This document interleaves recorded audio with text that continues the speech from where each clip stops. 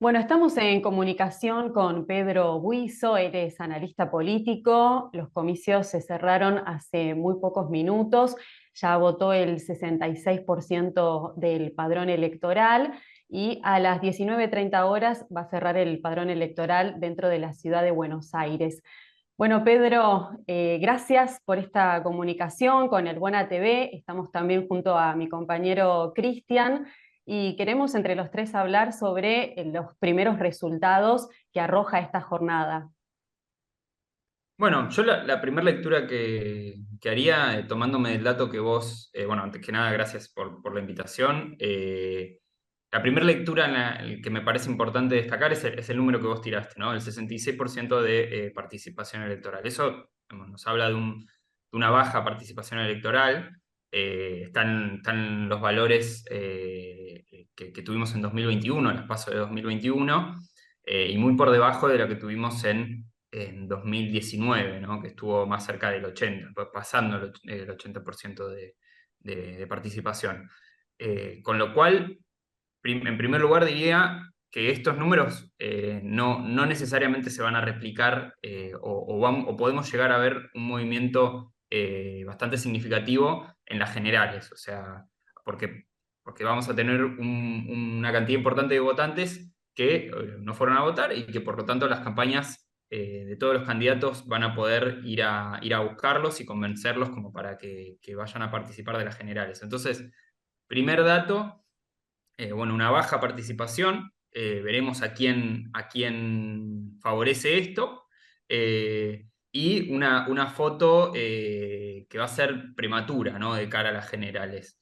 Veremos quiénes pueden ir a buscar votantes y seguramente vayamos a ver, como vimos también en 2021, que hubo desde las PASO a las generales un movimiento significativo en los resultados y en la correlación de fuerzas entre los distintos espacios políticos. Bueno, quizás se replique una dinámica parecida, ¿no?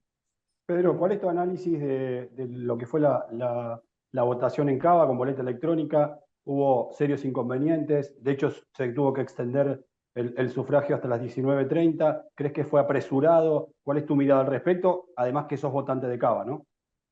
Sí, sí, yo creo que ahí quizás lo más complicado fue haber hecho una elección concurrente con dos metodologías de voto distintas, ¿no? O sea, porque de última, si surgían problemas con la máquina, solo la máquina era una cosa. Ahora, si tenemos problemas con la máquina y además tenemos que en paralelo votar con papel, la cosa es distinta, ¿no? Me parece bueno, que hubo varios inconvenientes en ese sentido, pero también, bueno, habrá que dar respuestas, tendrá que dar respuestas la empresa que se hizo cargo de esta licitación, tendrá que dar respuestas también el Instituto Electoral de la Ciudad de Buenos Aires, porque efectivamente esto no es algo a lo que nos podamos acostumbrar, ¿no?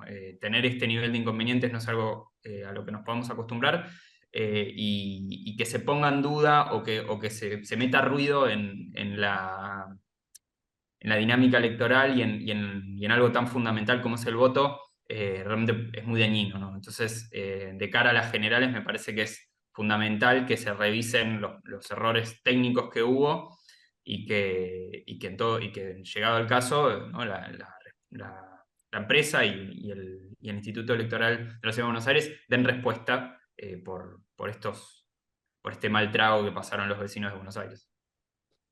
Pedro, ¿qué primera lectura haces sobre una de las principales internas, la de Larreta y Bullrich, que están cabeza a cabeza? ¿Cuál es la primera lectura que haces? Bueno, ahora estamos, digamos, a momentos de enterarnos de la verdad. La verdad es que yo integro una consultora que se llama 3.0. Como tantas otras consultoras, venimos evaluando el clima sociopolítico de la sociedad y el clima electoral. Y lo que están dando las encuestas hoy es un panorama muy dividido, ¿no? Por un lado, teníamos encuestas que nos hablaban de un empate técnico, por momentos con una mejor performance de Larreta, por momentos muy pareja la situación. En nuestro caso, nosotros lo que venimos leyendo y veremos, ¿no? Digo, si nos equivocamos y veremos qué fue lo que pasó, pero el panorama que venimos viendo es una posición más favorable para Patricia Bullrich, ¿no? Con lo cual, yo tengo la impresión de que ese va a ser el resultado final, ¿no? De que Patricia Bullrich va a estar teniendo una mejor posición o va a estar ganando la interna. Digamos, habrá que contar los votos y corroborar eso al momento de bueno, que se abran las urnas, ¿no? Que es lo que está pasando en este momento. Pedro, este año se cumplen 40 años de democracia. Desde el 2003 en la boleta no va a estar ni alguien que tenga el apellido Kirchner ni alguien que tenga el apellido Macri. ¿Crees que, teniendo en cuenta estos dos datos, la mitad de los años de democracia, no hubo grandes candidatos, no hay grandes candidatos? ¿Crees que la política argentina le cuesta generar nuevos fenómenos, nuevos candidatos? Obviamente está el caso de Javier Milei, que puede ser la sorpresa en estas elecciones, pero ¿cuál es tu análisis sobre esto? O sea, 20 años, de esos 40, no hay nadie fuerte, no hay un candidato que arrastre masas como obviamente Cristina, Néstor o Mauricio Macri. Sí, creo que habría que pensar en dos niveles, ¿no? Por un lado, una crisis del sistema político y también una crisis muy particularmente del kirchnerismo, ¿no? Me parece que el kirchnerismo está reconfigurándose, está evaluando hacia dónde va y el posicionamiento de Massa como candidato me parece que también habla un poco de esa crisis. O sea, un candidato que no les es propio, no es un kirchnerista. En el caso de Alberto Fernández también algo parecido pasó, pero con la diferencia de que Cristina sí era parte de la boleta, ¿no? Ya sea como Exacto. vicepresidenta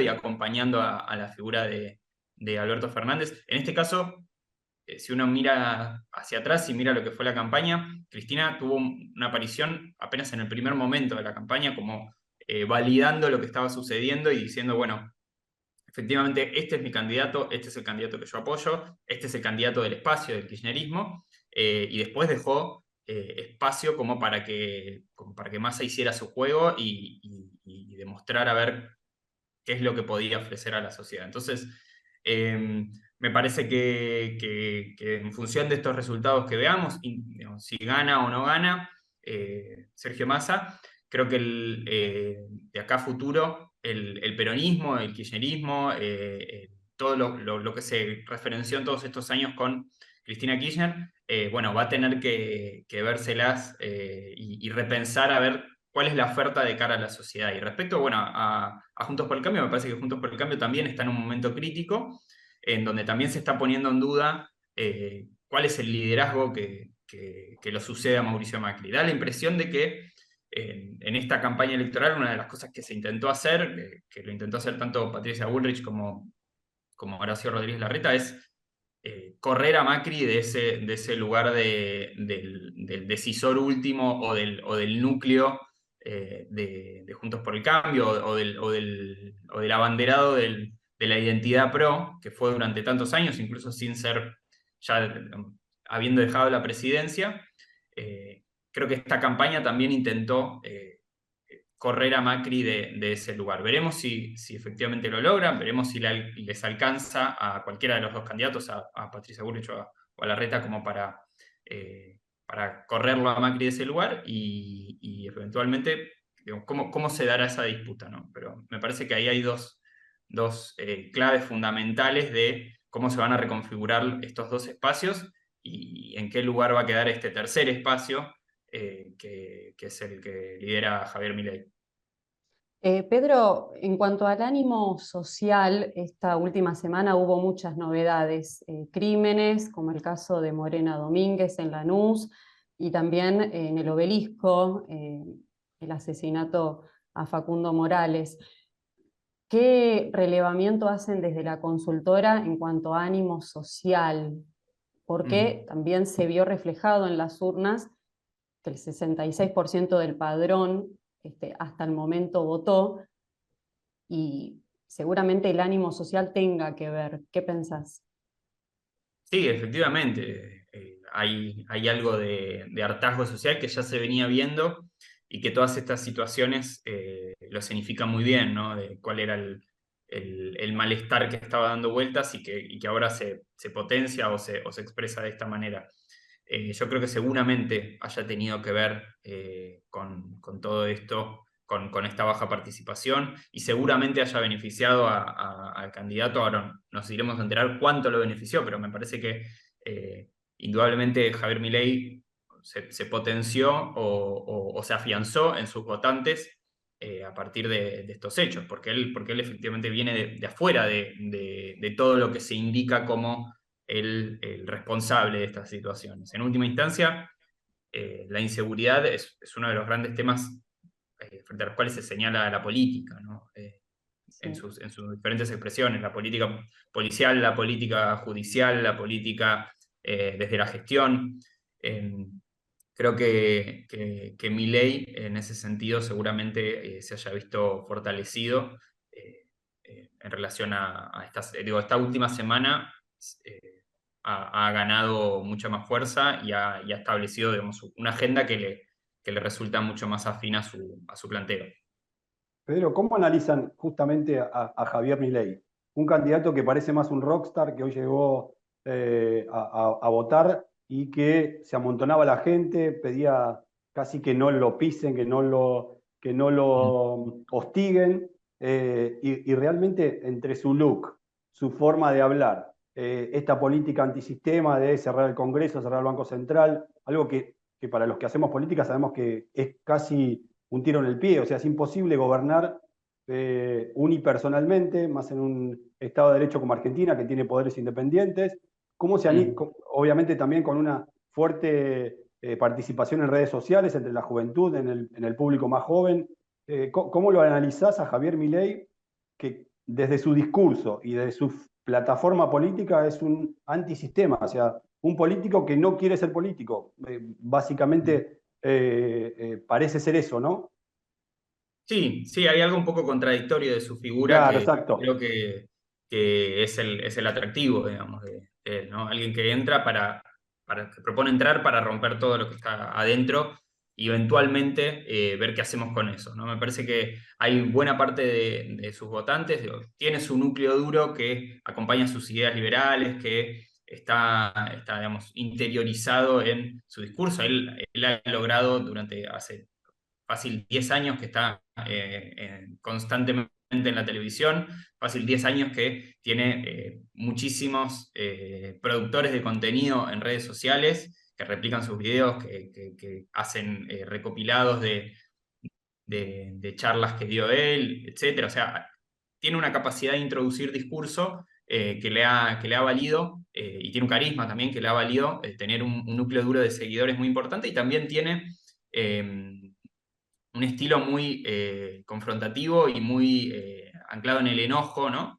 Que permite que mucha gente como veníamos diciendo, ante estas situaciones de inseguridad o situaciones caóticas, como digo, por nombrar un ejemplo, lo que ocurrió en Constitución, que cerraron los trenes intempestivamente, bueno, ese tipo de desbordes que generan una bronca desmedida, descontrolada, muchas veces llevan al votante que por ahí está indeciso o que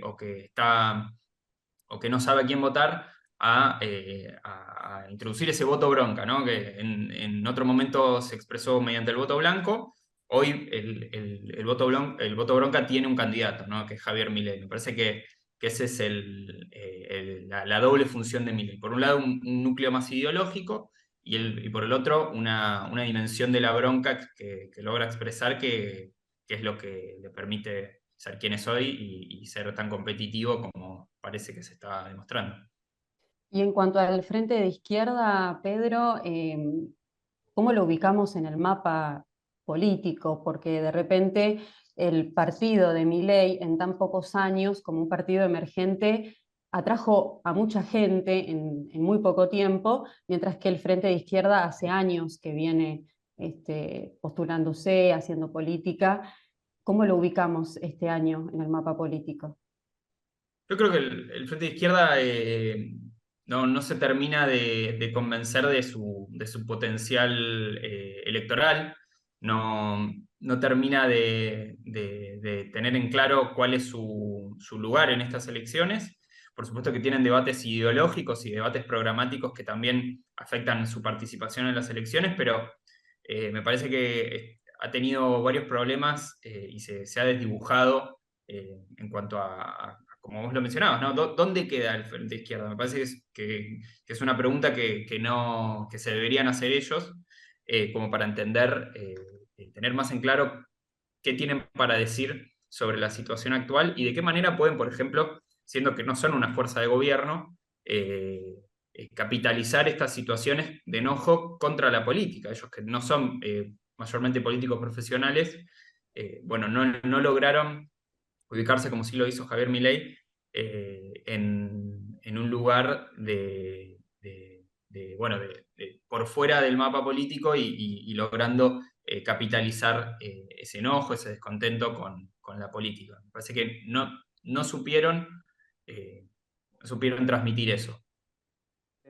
Seguiremos esperando los resultados y volveremos a comunicarnos en la semana para ver cuál es tu análisis de los resultados que tenemos en esta PASO y que obviamente nos van a dejar un mapa político para el 22 de octubre. Muchas gracias. A ustedes. Gracias. Bueno. Adiós.